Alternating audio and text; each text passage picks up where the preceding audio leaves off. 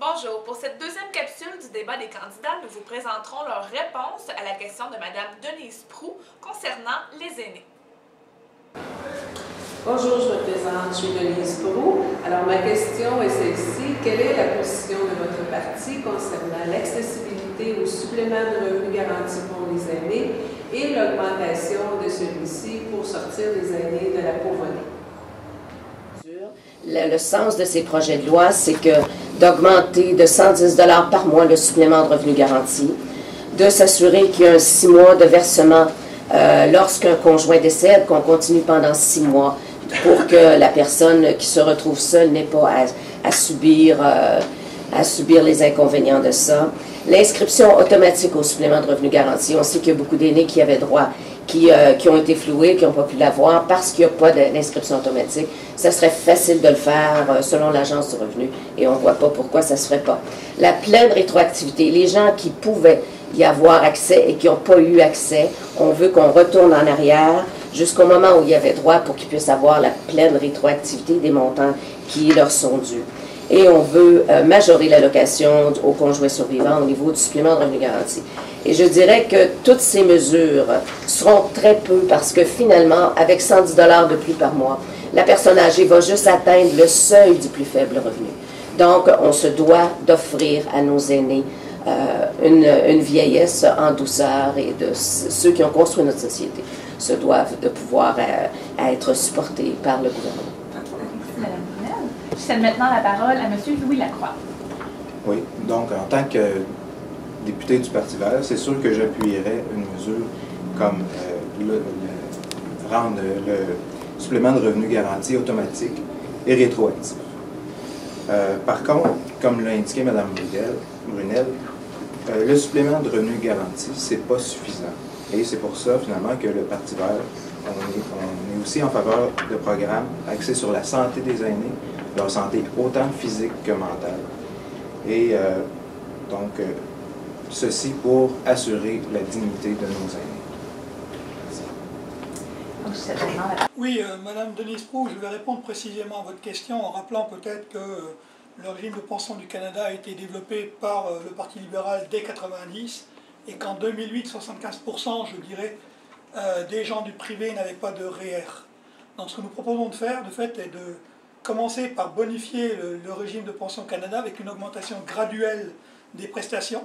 Il y a aussi une option, je dirais, de retraite sûre, volontaire, qui sera proposée par le gouvernement. Évidemment, tout ça doit être fait en accord, je dirais, avec les provinces. La création d'une agence protégeant aussi les pensions de retraite, principalement, comme on l'a vu, avec toutes les entreprises qui se sont retrouvées en faillite. Donc ce transfert pourrait être fait de fait sur le RPC. Au niveau du supplément, je dirais, de revenus garantis, le Parti libéral propose de fait d'injecter 700 millions par année pour pouvoir effectivement, je dirais, soutenir les aidés à faible revenu et leur garantir une meilleure pension de sécurité vieillesse. Donc je m'arrêterai là. Parfait. Et c'est maintenant au tour de Pierre Lacroix. Alors, Mme Denise Proulx, je vais répondre à votre question. Les conservateurs ont pris des mesures concrètes pour améliorer et protéger les revenus de retraite. Le budget 2008 a augmenté de 3 500 $, le montant pouvant être gagné avant que le supplément de revenu garanti soit réduit. Le budget 2008 a donné plus de flexibilité aux aînés et aux travailleurs âgés pour l'accès aux avoirs de retraite sous réglementation fédérale. Lors de la rencontre des ministres des Finances de décembre 2010, les ministres se sont entendus sur un cadre de régime de pension agréé à cotisation déterminée. Grâce aux mesures prises par les conservateurs, les aînés et les pensionnés recevront un allègement fiscal ciblé d'environ 2,3 milliards de dollars pour l'exercice 2011-2012.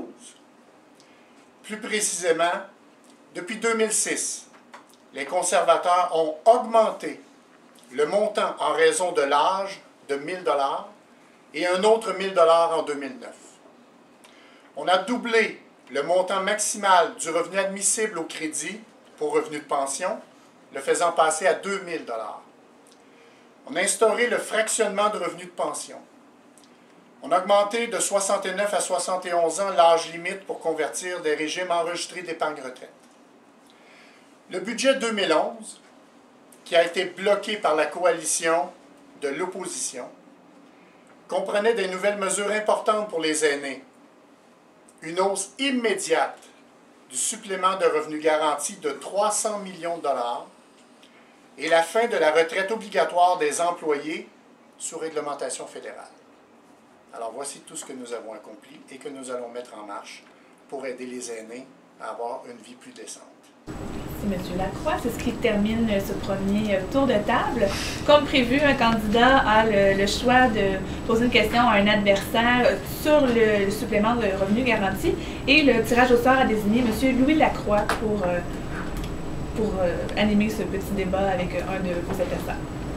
Ma question sera justement à mon homologue, M. Lacroix, mon homonyme même, je dirais. Vous avez dit que vous aviez augmenté les revenus des personnes âgées, mais pourquoi une mesure aussi simple que de rendre le revenu garanti automatique et puis même jusqu'à un certain point, avec la même simplicité, rendre cet automatisme-là rétroactif? Pourquoi le gouvernement conservateur ne l'a pas fait? C'est une mesure que nous allons regarder à partir du moment où nous allons être élus. Vous pouvez relancer. Ah, je peux relancer? Ben, en fait, vous avez 3 minutes. Je pense que le gouvernement conservateur, on parlait de coalition tout à l'heure de l'opposition. Cette coalition-là l'a quand même laissé gouverner quand même assez longtemps. Je crois que les conservateurs avaient l'occasion d'en arriver à un certain consensus avec l'opposition. Et celui-là, je crois que c'était un consensus qui était à portée de main. Et c'est des consensus, c'est une approche que le Parti vert favorise, donc d'arriver à des consensus plutôt que de chercher toujours la dispute. Je ne crois pas que l'on cherche la dispute. La preuve, c'est qu'avec tout ce que je viens de mentionner précédemment, les augmentations des montants de supplément de revenu garanti, tout ce qui a été mentionné tout à l'heure, en fait, contribue justement à aider les aînés. Et on va continuer à les aider de toutes les façons possibles. Et c'est en demeurant au pouvoir, avec un mandat majoritaire, que nous allons reconsidérer toutes les questions qui concernent les aînés. Bien, en fait, peut-être que vous, personnellement, M. Lacroix, vous ne cherchez pas la dispute, et ainsi de suite. On s'est bien rendu compte au cours du dernier Parlement que non seulement votre gouvernement, mais aussi l'opposition était plus encline à travailler dans un mode de dispute que dans un mode de consensus. Et c'est une attitude comme ça, une attitude généralisée dans le monde politique que le Parti vert veut changer. Si on n'était que dans un monde de dispute pour essayer de faire des négociations, on ne serait pas arrivé avec tous ces consensus-là qui font que ce qu'il faut, c'est appliquer vraiment une aide directe aux aînés. Alors, ce n'est pas une question de rechercher des consensus ou des disputes. C'est une question de vraiment travailler avec les besoins des aînés, de les écouter et de travailler en conséquence pour leur amener des résultats positifs pour eux autres.